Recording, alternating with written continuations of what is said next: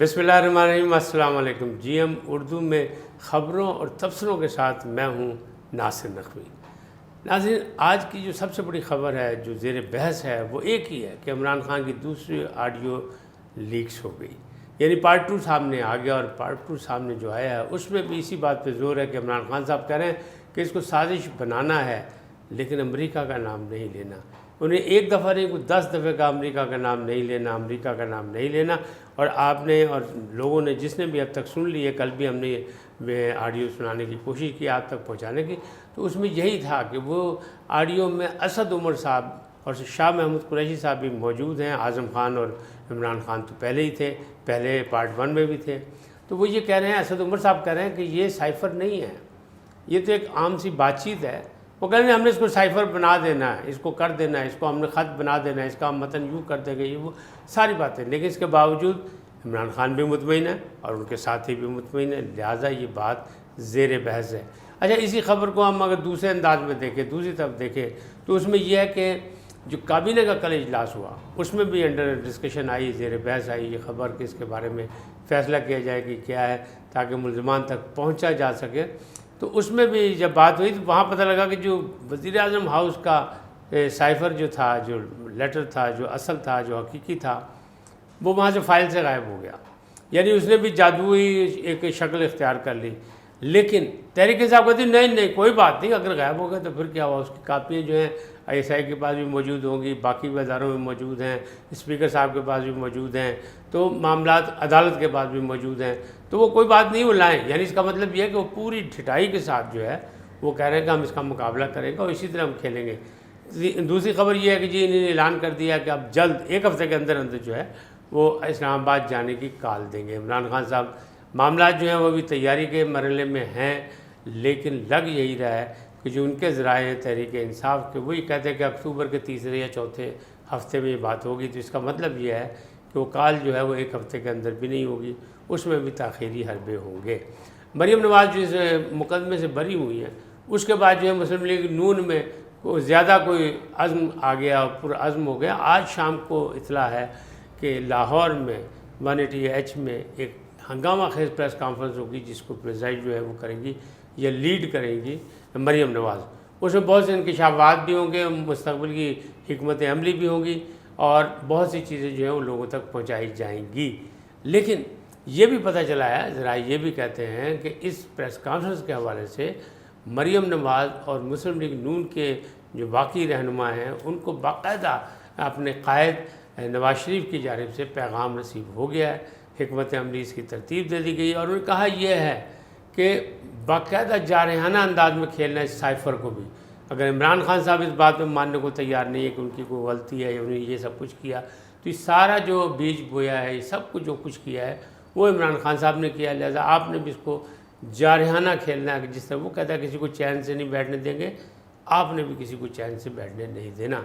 लेकिन शाम को जब तक ये शायद आप तक वीडियो पहुंच चुकी हो तो वो प्रेस कॉन्फ्रेंस हो चुकी होगी, तो उस प्रेस कॉन्फ्रेंस में जो कुछ होगा वो ज़ाहिर है कि बाद में आपको बताया जाएगा, ये सामने आ जाएगा।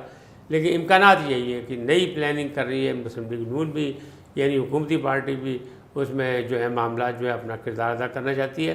क्यों कि ये जो बरी हुए हैं, ख़ासतौर पर मरीम नवाज़ और कैप्टन सफदर, उस हवाले से वो लोग ज़्यादा पुरअज़्म हो गए और वही साबित करने में कामयाब हो गए हैं कि देखिए हमारे ख़िलाफ़ कोई सबूत नहीं है, हमें जेलों में भी डाला गया, हमारे मुकदमात भी हुए, हमने अदालतों के भी चक्कर लगाए, लेकिन फिर भी हम बरी हो गए। यकीनी बात है कि हमारे निज़ाम इंसाफ में ये एक बड़ी अजीब सी यानी बुराई कह लें कि एक तो ताख़ीरी हरबे इस्तेमाल किए जाते हैं, दूसरी तरफ यह है कि बरसा बरस की यानी भुगतने के बाद भी मुकदमे कहते हैं कि जी आप बाइज़्ज़त बरी। तो बाइज़्ज़त बरी वो क्या हुआ, जो कैद में भी गया, जिसको जुर्माने भी हुए या जिसको सज़ा भी हुई या जिसको पाबंद सलासल रखा गया या जिसने अदालतों को चक्कर लगाया, जिसकी ज़िंदगी अजीरन होगी, उसको आप कह रहे हैं बाइज़्ज़त बरी हो गया। तो ज़ाहिर है कि वो किस अंदाज में हो गया। तो निज़ाम अदल में भी तब्दीलियों की ज़रूरत है, सिर्फ मरीम नवाज़ या सियासतदानों के लिए नहीं, आम आदमी के लिए भी। आम आदमियों में भी यही है कि उनको इंसाफ नहीं मिलता, कई नस्लें गुजर जाती हैं और इंसाफ नहीं मिलता। बड़े बड़े मुकदमा किसी भी आप छोटी अदालत में चले या बड़ी अदालत में, वहाँ आप देखेंगे बरसा बरस से ताख़ीरी हरबे इस्तेमाल किए जा रहे हैं और मुकदमा जो है वो ताख़ीर का शिकार हैं। तो تو انصاف جب تک نہیں ہوگا تو معاشرہ کیسے پنپ سکتا ہے؟ یہ تو پکی بات ہے نا. اور اس کے بارے میں واضح طور پہ یہ کہا گیا ہے کہ ظلم سے تو معاشرہ چل سکتا ہے، معاملات قومیں جو ہے زندہ رہ سکتی ہے ظلم سے مقابلہ کرتے ہوئے، لیکن جہاں ناانصافی ہو وہاں قومیں نہیں رہ سکتی، وہاں فلاحی معاشرہ قائم نہیں کیا جا سکتا. تو یہ معاملات ہیں. اب سائفر کی جو بات ہے تو ایک سابق گورنر جو ہیں عمر سرفراز چیمہ صاحب، پنجاب کے سابق گورنر، ان کو آج کل یہ ذمہ داری دی ہے تحریک انصاف نے یا پنجاب کی حکومت نے، کیونکہ وزیر اعلیٰ کے وہ مشیر خاص ہیں اس وقت، تو مشیر اطلاعات سمجھ لیں، مشیر خاص سمجھ لیں، ان کے پاس یہ پاور ہے کہ وہ آج کل ہر بات کا جواب دیتے ہیں. ان کا کہنا ہے یہ کہ توڑ مروڑ کر، جیسے عام ہوتا ہے سیاسی بیان کی بات کہ میں نے یہ تو نہیں کہا تھا، میں نے تو یہ کہا تھا، میں نے یہ نہیں کہا تھا، اس کا مطلب یہ نہیں ہے. اسی طرح وہ عمر سرفراز چیمہ صاحب بھی یہی کہہ رہے ہیں کہ یہ جو سائفر کا جو بیان ہے وہ بالکل جائز ہے.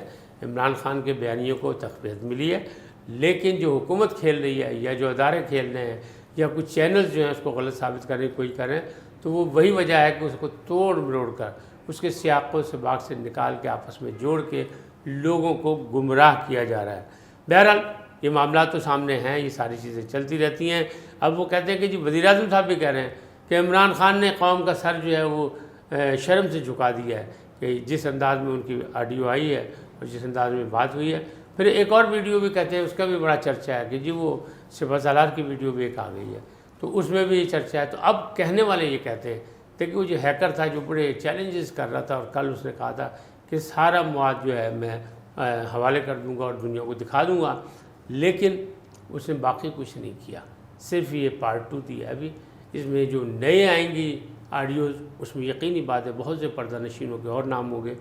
یہ جو نئی ویڈیوز آئیں گی یا آڈیوز آئیں گی اس میں اور بھی بہت سے پردہ نشینوں کے نام ہوں گے، تو وہ بھی چھپتے پھر رہے یا اپنا منہ چھپاتے پھر رہے کہ کہیں ایسا نہ ہو جائے، کہیں ایسا نہ ہو جائے.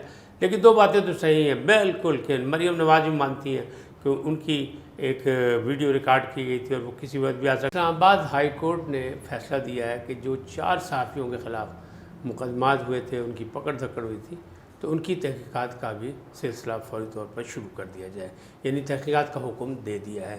اچھی خبر یہی ہے کہ کل میں نے کہا تھا کہ پٹرول کی قیمت میں کمی ہونے والی ہے، تو وہ پٹرول کی قیمت میں کمی ہو گئی، اور لوگ 9 اور 10 روپے کی بات کرتے یہ 12 روپے کچھ پیسے پہ آ گئی.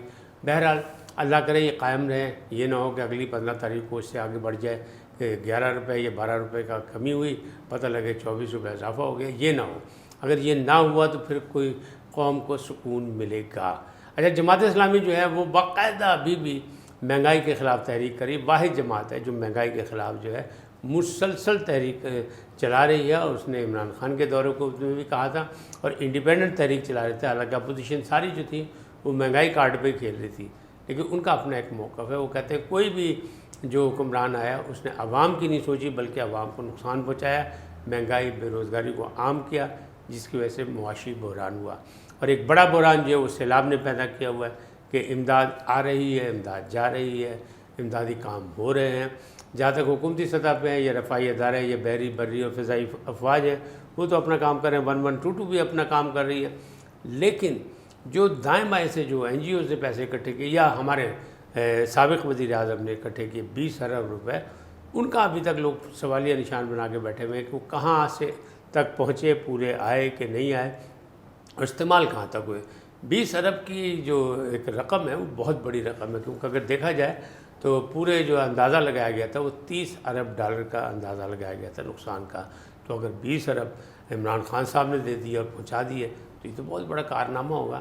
لیکن ابھی فی الحال جو ہے وہ پتہ نہیں لگ رہا کہ وہ امداد جو ہے جو اعلان ہوا تھا میراتھن میں، وہ ہوتا یہی ہے کہ میراتھن کہہ دیا، وہ جو اعلان ہوا تھا ٹیلی تھون میں، اس کا ہوتا یہی ہے کہ عام طور پر لوگ آدھے سے زیادہ لوگ جو ہیں، بلکہ 60% لوگ جو ہیں اعلان کر دیتے ہیں لیکن اس پر عمل درآمد نہیں کرتے.